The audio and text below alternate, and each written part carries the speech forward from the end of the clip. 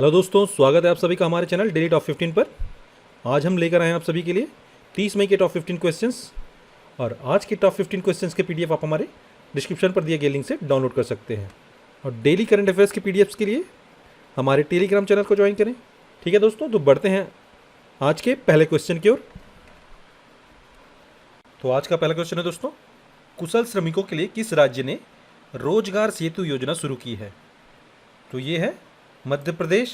मध्य प्रदेश ने जो है प्रवासी श्रमिकों की सहायता के लिए रोजगार सेतु योजना शुरू की है। ठीक है, इस योजना का उद्देश्य है प्रवासी श्रमिकों को रोजगार प्रदान करना। ठीक है, और हाल ही में मध्य प्रदेश से संबंधित एक्स्ट्रा इन्फॉर्मेशन देख लेते हैं। हाल ही में बहुत सारी योजनाएं यहाँ से शुरू की गई हैं। तो जीवन शक्ति योजना शुरू की गई है महिलाओं, इसके तहत जो है महिलाएं जो है घर में मास्क तैयार करती हैं। ठीक है, और जीवन अमृत योजना जिसके तहत त्रिकूट चूर्ण बांटा जाएगा। ठीक है, आयुर्वेदिक त्रिकूट चूर्ण प्रतिरोधक क्षमता बढ़ाने के लिए। ठीक है, और पहली FIR आपके द्वार योजना मध्य प्रदेश सरकार ने शुरू की है। इसी के साथ साथ कर्मवीर पदक से सम्मानित किया जाएगा यहाँ के पुलिसकर्मियों को। ठीक है, और चरण पादुका अभियान शुरू किया गया है। जो प्रवासी मजदूर मध्य प्रदेश से गुजरेंगे उन्हें शूज़ और सैंडल्स उन्हें दिया जाएगा। ठीक है, और दीदी वाहन सेवा शुरू किया गया यहाँ पे। ग्रामीण आजीविका मिशन की महिलाओं ने सुरक्षित प्रसव के लिए दीदी वाहन सेवा शुरू किया है। ठीक है, और श्रम सिद्धि अभियान भी मध्य प्रदेश सरकार द्वारा शुरू किया गया है। ठीक है, इसके तहत प्रत्येक पंचायत में जॉब कार्ड बनेगा और उन्हें प्रत्येक मजदूर को जो है काम दिया जाएगा। ठीक है, और इसमें पंचायतों को इनाम भी दिया जाएगा जो अच्छा परफॉर्मेंस करेंगे। जैसे फर्स्ट प्राइज़ के रूप में 2 लाख रुपए हैं, और दूसरे प्राइज़ के रूप में 1 लाख, और तृतीय पुरस्कार के रूप में 50,000 रुपये। ठीक है, मध्य प्रदेश के राज्यपाल हैं लालजी टंडन, मुख्यमंत्री शिवराज सिंह चौहान, और चीफ जस्टिस हैं यहाँ के AK मित्तल। ठीक है, और मध्य प्रदेश से संबंधित स्टैटिक्स यहाँ पर आपको PDF में प्रोवाइड की गई है। आप इन्हें देखकर एक बार रिवाइज कर लीजिए। ठीक है, बढ़ते हैं अगले क्वेश्चन की ओर।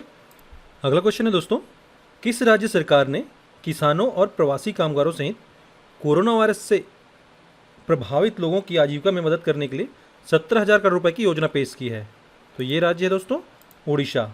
ठीक है, तो उड़ीसा ने जो है किसानों और प्रवासी कामगारों सहित कोरोना वायरस महामारी से प्रभावित लोगों की आजीविका में मदद करने के लिए 17,000 करोड़ रुपए की योजना पेश की है। ठीक है, और ये जो है जून 2020 से मार्च 2021 तक ये 17,000 करोड़ रुपए खर्च किए जाएंगे। ठीक है, तो उड़ीसा के बारे में क्वेश्चन था, तो उड़ीसा के बारे में जान लेते हैं। उड़ीसा की राजधानी है भुवनेश्वर। यहाँ के राज्यपाल हैं गणेशी लाल, और मुख्यमंत्री हैं नवीन पटनायक। ठीक है, तो हाल ही में महत्वपूर्ण क्वेश्चन और देख लेते हैं उड़ीसा से संबंधित। ठीक है, ओडिशा में कोणार्क सूर्य मंदिर और कोणार्क शहर को 100% सोलराइजेशन का दायित्व ग्रहण किया है। किसने? नवीन एवं नवीनीकरण ऊर्जा मंत्रालय ने। ठीक है, जिसके तहत ओडिशा में जो कोणार्क सूर्य मंदिर है जो कोणार्क शहर में है, इसको पूरी तरह से सोलराइज किया जाएगा। ठीक है, इसी के साथ साथ यूनिसेफ के सहयोग से ऑनलाइन सांस्कृतिक प्रतियोगिता मोह प्रतिभा उड़ीसा सरकार द्वारा शुरू की गई थी। ठीक है, और उड़ीसा के मुख्यमंत्री को पेटा द्वारा हीरो टू एनिमल्स अवार्ड दिया गया था। ठीक है, बढ़ते हैं अगले क्वेश्चन की ओर। किस राज्य सरकार ने प्रवासी श्रमिकों के लिए 10 लाख रोजगार सृजित करने के लिए उद्योग संघों के साथ समझौता ज्ञापन पर हस्ताक्षर किए हैं? तो ये और कोई नहीं दोस्तों, ये है आपका उत्तर प्रदेश। तो उत्तर प्रदेश में प्रवासी श्रमिकों के लिए रोजगार सृजन की चल रही प्रक्रिया में एक बड़ी सफलता के लिए अब 10 लाख श्रमिकों को रोजगार के लिए मंच तैयार किया गया। ठीक है, जिसके तहत 10 लाख रोजगार जनरेट किया जाएगा। ठीक है, जिसके लिए उत्तर प्रदेश सरकार ने उद्योग संघों से समझौता किया है। ठीक है, तो आइए देखते हैं हाल ही में घटित अन्य घटनाएं उत्तर प्रदेश से संबंधित। उत्तर प्रदेश सरकार ने आयुष कवच कोविड ऐप लॉन्च किया था। ठीक है, और गोरखपुर टेराकोटा उत्पाद को भौगोलिक संकेत यानी GI टैग मिला था। ठीक है, ये भी याद रखिए। और प्रवासी राहत मित्र ऐप जो है उत्तर प्रदेश सरकार द्वारा लॉन्च किया गया था। ठीक है, इसी के साथ साथ पहला राज्य बना था पूल टेस्टिंग शुरू करने वाला, ठीक है। और उत्तर प्रदेश के डाक विभाग ने एक रिकॉर्ड बनाया था डोर स्टेप पर नकदी प्रदान करने का, ठीक है। अधिकतम व्यक्तियों के बीच नकदी प्रदान करने का इन्होंने रिकॉर्ड बनाया था, उत्तर प्रदेश डाक विभाग ने। और उत्तर प्रदेश सरकार ने उद्यमिता के लिए राज्य के युवाओं को प्रोत्साहित करने के लिए उत्तर प्रदेश में जो है स्टार्टअप फंड शुरू किया गया था, ठीक है। और एक माइग्रेशन कमेटी गठित की गई है उत्तर प्रदेश सरकार द्वारा, ठीक है। और फेम इंडिया मैगजीन के एक ताज़ा सर्वे में जो है योगी आदित्यनाथ जो हैं मुख्यमंत्री उत्तर प्रदेश के सबसे लोकप्रिय मुख्यमंत्री चुने गए हैं, ठीक है। और राज्य सरकार द्वारा 800 किलोमीटर सड़कों का हर्बल सड़क के रूप में विकसित किया जाएगा, ठीक है। राज्य के अंदर जो 800 किलोमीटर का दायरा है उसमें उसको जो है हर्बल सड़क के रूप में उसको विकसित किया जाएगा, ठीक है। राज्यपाल हैं उत्तर प्रदेश की आनंदीबेन पटेल, राजधानी है लखनऊ, और मुख्यमंत्री आपको पता ही है best CM Yogi Adityanath, chief justice Govind Mathur, ठीक है। बढ़ते हैं अगले क्वेश्चन की ओर। श्रम और रोजगार मंत्रालय के द्वारा किस संस्थान के सहयोग से निशुल्क ऑनलाइन कैरियर स्किल ट्रेनिंग की शुरुआत की गई? तो यह है निशुल्क ऑनलाइन कैरियर स्किल ट्रेनिंग किसके द्वारा दी जा रही है? टीसीएस के द्वारा। टीसीएस जो है श्रम और रोजगार मंत्रालय के साथ मिलकर निशुल्क ऑनलाइन कैरियर स्किल ट्रेनिंग की शुरुआत कर रहा है, ठीक है। जिसके तहत जो भी शिक्षार्थी इसमें होंगे उनके व्यक्तित्व विकास में यह मदद करेगा और साथ साथ उन्हें उद्योगों द्वारा मांगे जाने वाले सॉफ्ट स्किल के लिए प्रशिक्षित किया जाएगा, ठीक है। बढ़ते हैं अगले क्वेश्चन की ओर। हाल ही में जनजाति कार्य मंत्रालय ने कितने लघु वन उत्पादों को न्यूनतम समर्थन मूल्य सूची में शामिल किया है? तो इसका आंसर है दोस्तों 23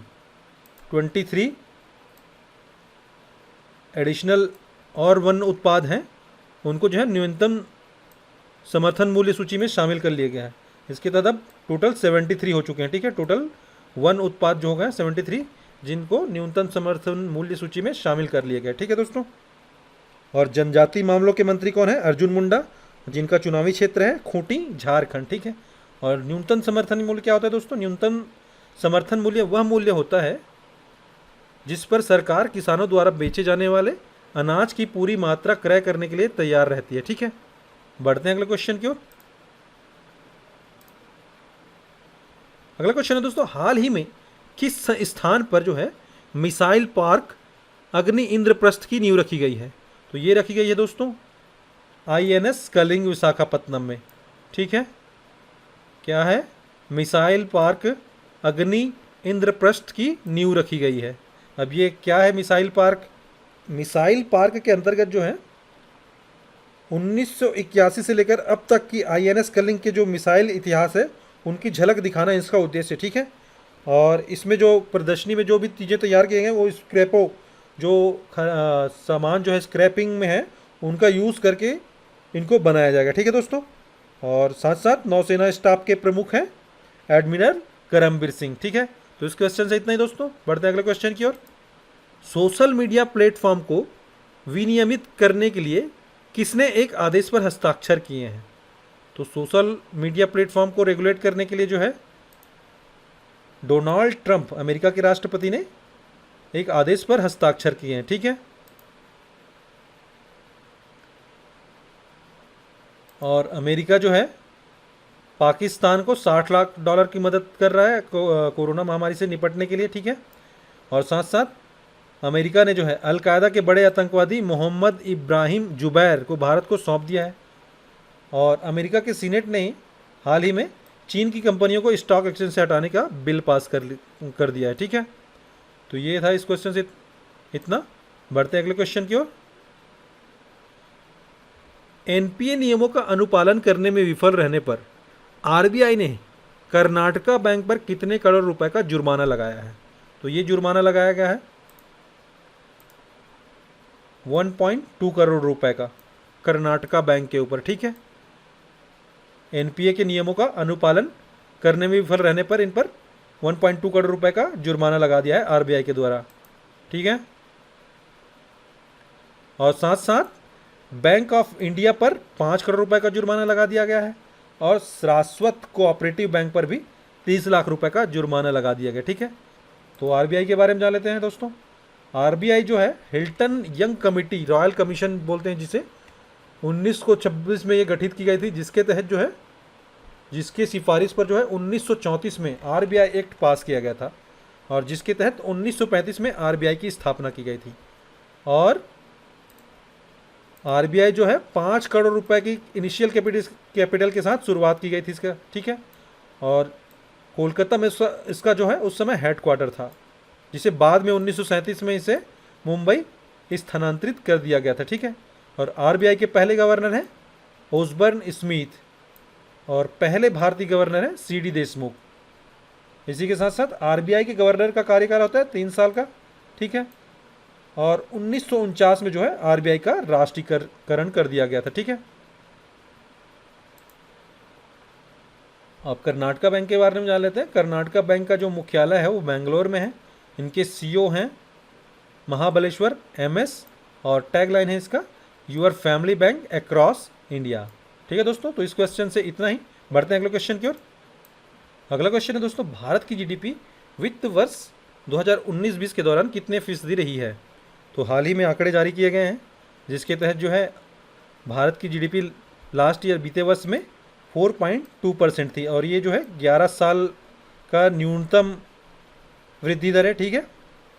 तो जीडीपी के बारे में जान लेते हैं दोस्तों। जीडीपी जो होता है किसी देश की सीमा में एक निर्धारित समय के भीतर तैयार सभी वस्तुओं और सेवाओं के कुल मौद्रिक या बाजार मूल्य को सकल घरेलू उत्पाद कहते हैं, ठीक है दोस्तों।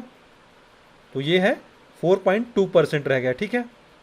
अगला क्वेश्चन है, उद्योग और आंतरिक व्यापार संवर्धन विभाग के आंकड़ों के अनुसार वित्त वर्ष 2019-20 भारत में सर्वाधिक एफडीआई किस देश से है। तो सर्वाधिक एफडीआई आया है दोस्तों सिंगापुर से। ये लगातार दूसरा वर्ष है जिसमें सिंगापुर से सबसे ज़्यादा एफडीआई, फॉरेन डायरेक्ट इन्वेस्टमेंट जो मिला है सिंगापुर से, ठीक है। तो 2019-20 में रिकॉर्ड 49.97 अरब डॉलर का प्रत्यक्ष विदेशी निवेश जो है आया हुआ है, ठीक है। और यह जो है लास्ट वित्तीय वर्ष 2018-19 की तुलना में 13% अधिक है, ठीक है दोस्तों। और सर्वाधिक जो है सेवा क्षेत्र में जो है सर्वाधिक एफडीआई देखने को मिला है, और साथ साथ सिंगापुर से सर्वाधिक 14.67 अरब डॉलर की एफडीआई आया है, ठीक है, लगातार दूसरे वित्त वर्ष में, ठीक है दोस्तों। एफडीआई आपको पता ही है, एफडीआई अर्थात फॉरेन डायरेक्ट इन्वेस्टमेंट, हिंदी में इसे कहते हैं प्रत्यक्ष विदेशी निवेश। यानी विदेश की कोई कंपनी भारत की किसी कंपनी में सीधा पैसा लगा दे तो उसे हम प्रत्यक्ष विदेशी निवेश कहेंगे। जैसे कि वॉलमार्ट ने हाल ही में फ्लिपकार्ट में पैसा लगाया है, ठीक है। तो ये एक प्रत्यक्ष विदेशी निवेश होगा, ठीक है। बढ़ते हैं अगले क्वेश्चन की ओर। अगला क्वेश्चन है दोस्तों, हाल ही में जारी हुए अंतिम आंकड़ों के अनुसार वर्ष 2019-20 के लिए भारत में स्थिर मूल्य पर प्रति व्यक्ति आय कितनी है। तो स्थिर मूल्य पर पूछ रहे हैं दोस्तों। तो स्थिर मूल्य पर जो है प्रति व्यक्ति आय पूछा गया है क्वेश्चन में। तो यह है दोस्तों 94,954 94,954 रुपये, ठीक है। ये प्रति व्यक्ति आय है स्थिर मूल्यों पर, ठीक है। तो 2019-20 के दौरान वास्तविक रूप से प्रति व्यक्ति जो आय है कितना है 94,954, ये जो है स्थिर मूल्यों पर है, ठीक है। इसी प्रकार जो है मौजूदा कीमतों पर प्रति व्यक्ति आय कितना है 1,34,226 रुपये होने का अनुमान बताया, ठीक है। तो बढ़ते हैं अगले क्वेश्चन की ओर। अगला क्वेश्चन है दोस्तों, अंगोला गणराज्य में भारत के अगले राजदूत के रूप में किसे नियुक्त किया गया है। तो ये नियुक्त किया गया है प्रतिभा पारकर जी को अंगोला गणराज्य में भारत के अगले राजदूत के रूप में नियुक्त किया गया, ठीक है। अब अंगोला राज्य के बारे में जान लेते हैं। अंगोला जो है सेंट्रल अफ्रीका का में एक देश है, ठीक है। और इसकी राजधानी जो है लुआंडा, और इसकी मुद्रा जो है अंगोलन कवंजा, ठीक है। और हाल ही में दीपक मित्तल को कतर में भारत का अगला राजदूत नियुक्त किया गया है। पीयूष श्रीवास्तव को बहरीन का, और संयुक्त राष्ट्र में भारत के स्थायी प्रतिनिधि के रूप में टी.एस. त्रिमूर्ति को नियुक्त किया गया है। इसी के साथ साथ नम्रता एस कुमार को स्लोवेनिया में भारत के अगले राजदूत के रूप में नियुक्त किया गया है। जयदीप मजूमदार को ऑस्ट्रिया देश के अगले राजदूत के रूप में नियुक्त किया गया, ठीक है। और साथ साथ सिंगापुर के उच्चायुक्त नामित किए गए हैं पी कुमारन, ठीक है। और नाइजर गणराज्य में भारत का नए राजदूत होंगे पी के नायर, ठीक है। तो ये भी याद रखिए दोस्तों। अगला क्वेश्चन है दोस्तों, विप्रो ने किसे अपना मुख्य कार्यकारी अधिकारी और प्रबंध निदेशक नियुक्त किया है? तो ये है दोस्तों थेरी डेलापोर्ट, ठीक है। थेरी डेलापोर्ट जो है एमडी और सीईओ नियुक्त किए गए हैं विप्रो के, ठीक है। विप्रो के बारे में जान लेते हैं दोस्तों। विप्रो जो है 1945 में इसकी स्थापना की गई थी। हेडक्वार्टर इसका बेंगलोर में है और फाउंडर इसके हैं एम.एच. हसन प्रेम जी, ठीक है। बढ़ते हैं अगले क्वेश्चन की ओर। सरकारी कंपनी पावर फाइनेंस कॉर्पोरेशन ने किसे चेयरमैन एवं प्रबंध निदेशक नियुक्त करने की घोषणा की है? तो ये है रविंद्र सिंह ढिल्लन। सरकारी कंपनी पावर फाइनेंस कॉर्पोरेशन के चेयरमैन एवं प्रबंध निदेशक के रूप में रविंद्र ढिल्लन को नियुक्त करने की घोषणा की गई है, ठीक है। बढ़ते हैं अगले क्वेश्चन की ओर। अगला क्वेश्चन है दोस्तों, पूर्व मुख्यमंत्री अजीत प्रमोद कुमार जोगी का निधन हो गया। वे किस राज्य से संबंधित हैं?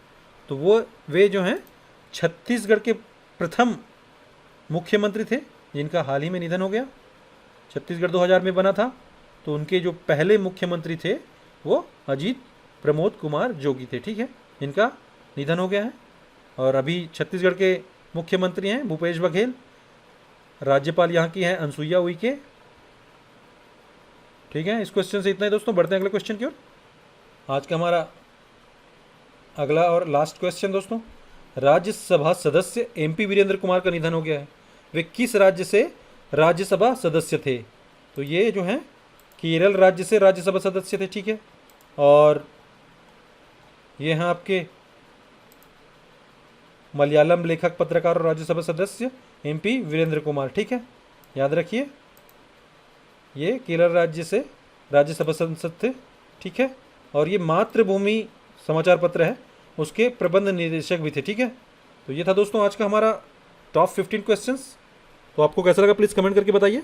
यदि अच्छा लगा तो प्लीज़ इसे लाइक कीजिए और ज़्यादा से ज़्यादा शेयर कीजिए। और यदि अभी तक आपने हमारा चैनल सब्सक्राइब नहीं किया तो प्लीज़ इसे सब्सक्राइब कीजिए।